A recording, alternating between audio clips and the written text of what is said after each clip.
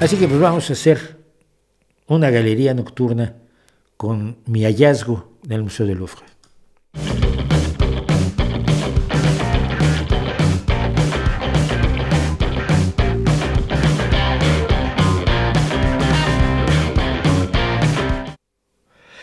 Bueno, Francesco Mazzola Parmigianino, que es como le decían, Parmigianino el pequeño parmesano, en realidad se llamaba todo de completo Girolamo Francesco Maria Mazzola, nacido el 11 de enero de 1503 y fallecido el 24 de agosto de 1540, apenas a los 37 añitos, era este muchacho que aquí se retrata muy joven.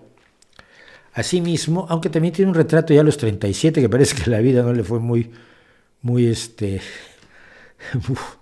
no fue tan terrible, pero sí, 37 años a mí esto se me hace ya como muy violento. A los 37 no estaba yo al menos tan balaceado, pero bueno. Aclaración para quienes por primera vez ven una galería nocturna: no soy historiador de arte, respeto enormemente a los historiadores del arte. No pretendo suplantar a ningún historiador de arte, ni fingir que lo soy, ni ocupar su lugar. Soy un aficionado al arte, soy alguien a quien le encanta la música, la literatura, la pintura, la escultura y todo lo demás. Y me encanta descubrir pintores. Y cuando mi galería nocturna, esa galería nocturna de los clásicos coleccionistas, los coleccionistas que no tienen tanta información como deberían, pero que les gustan las cosas. Y estas galerías son para compartir lo que yo encontré y toda la información que ustedes quieran sobre el Parmigianino, que tenemos aquí, a Francesco Mazzola, de su vida, de su estilo, de su forma de pintar, de su influencia, de quienes influyeron en él, de quienes influyó él posteriormente, de su lugar en el vasto rompecabezas del arte universal. Les recomiendo que lo hagan con su amigo, el señor Google. Yo solo quiero comentar lo siguiente. Yo no entiendo, siempre me hago líos con algunas clasificaciones porque siento que son inventos de los críticos. Y cuando los críticos inventan clasificaciones, luego es muy problemático darse cuenta de que los autores no se daban cuenta de que estaban en otra escuela pictórica. Esto pasa mucho con el rock. De pronto los críticos inventan, pero es que ese es un punk rockabilly sureño con influencia del reggae. Entonces, ¿really? Esto es hard rock. No es rock pesado, es metal. Bueno, vale, es metal. Pero este es metal sinfónico. Pero este es metal fantástico. No, pero este es death metal. No, pero este es metal de tal subgénero. Y se van a unos detalles minúsculos que a mí francamente me desesperan, porque no creo que sea así las cosas. Igual pasa con la literatura. Las escuelas literarias las inventan los críticos después de que ya ocurrieron. Nadie se apunta a una escuela literaria. Los impresionistas querían ser distintos de los académicos, pero no querían ser impresionistas. Un crítico le puso el nombre de impresionistas a los impresionistas.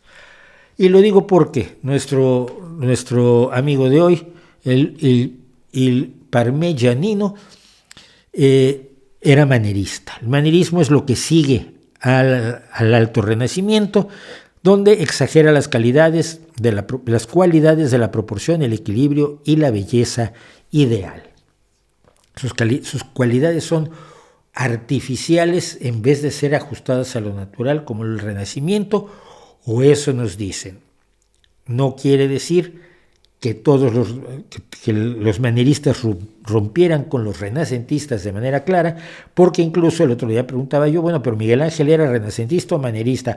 Bueno, en parte era renacentista, en parte era manierista. Mira, por favor, da igual.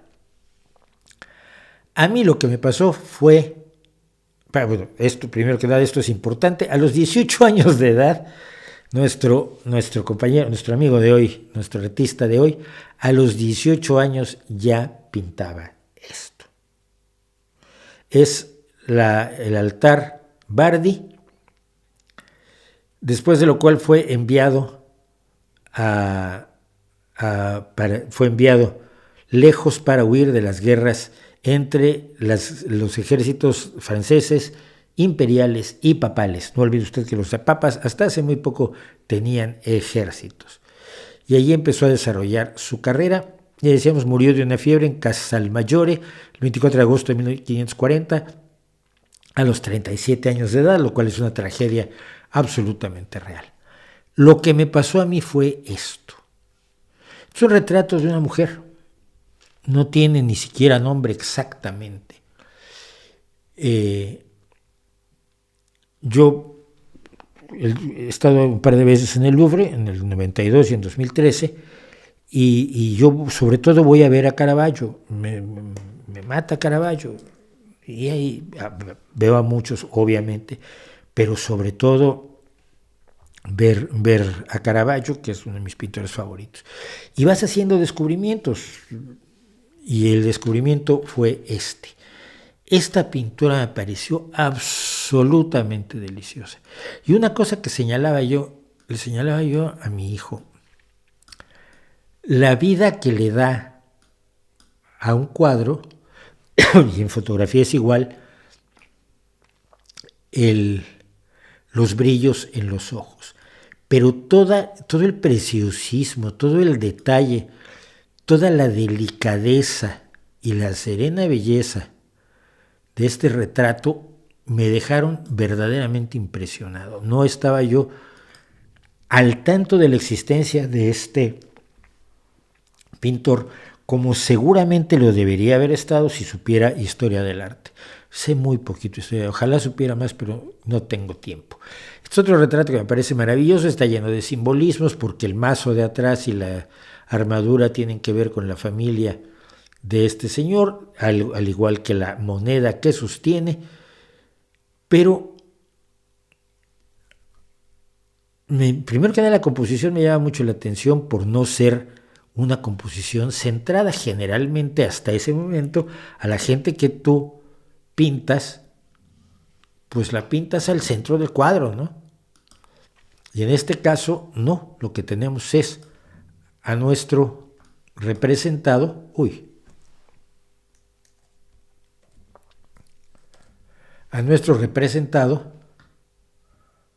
totalmente a un lado, del lado derecho de la representación. Y si no eran guapos todos, pues los pinta muy guapos, que es un poco lo que se dice, lo que he leído que caracteriza al manierismo. Sus dibujos, muchas veces entiendes más a un pintor cuando ves sus bocetos que cuando ves sus obras terminadas. Y eso pasa mucho con Leonardo, que además pintó tan poco, pero me gusta mucho ver la serenidad, la expresividad de los cuadros del Parmigianino. Realmente me pongo así a ver si alguien un día me pinta como el Parmigianino pintó a este señor, ¿no? Me hagan un retrato. Esta me llamó la atención además porque es la favorita y es la esclava turca. Y estamos en años en que la esclavitud es un hecho normal y las esclavas, pues en muchas ocasiones pasaban a ser amantes del dueño, y la que era la favorita era evidentemente la que llevaba mejor la situación, era la jefa de las otras, comía mejor, la paseaban más, la trataban mejor, le compraban ropita más guapa, y todo eso que pasaba, nos guste o no, era un hecho absoluto en los tiempos de la esclavitud. Me llaman la atención las manos, por cierto, decía yo, aquí,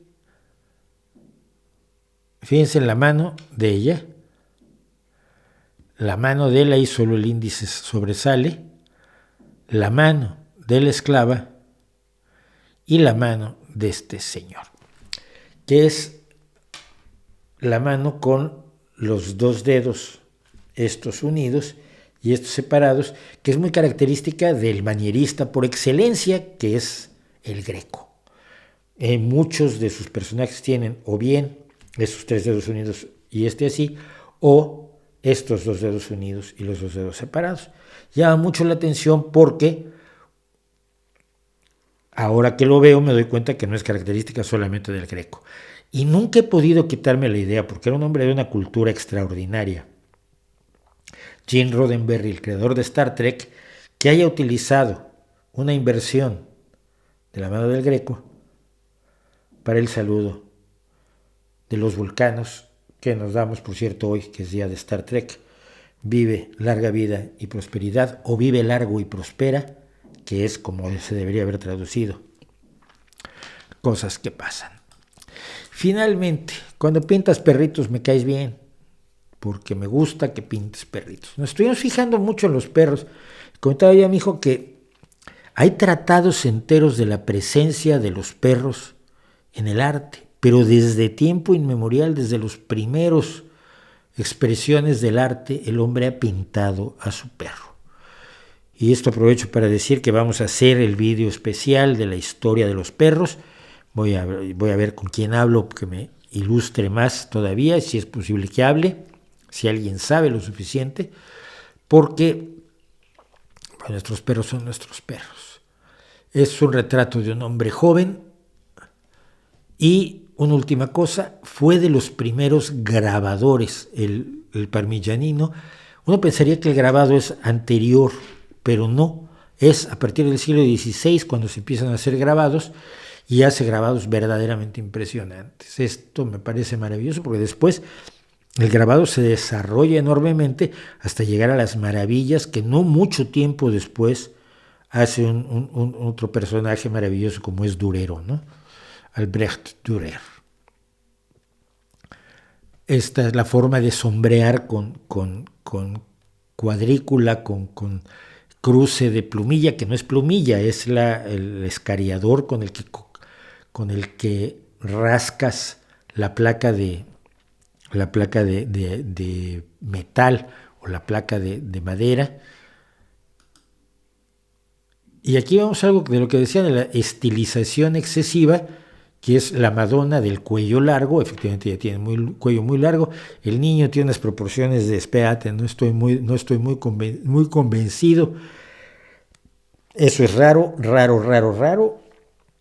como lo quieras ver, pero más raro a mí se me hace la que está enseñando la pierna con tanta alegría y dulzura, que no sé qué papel juega allí, pero pueden ustedes buscarlo, por supuesto, en la historia del arte de San Google.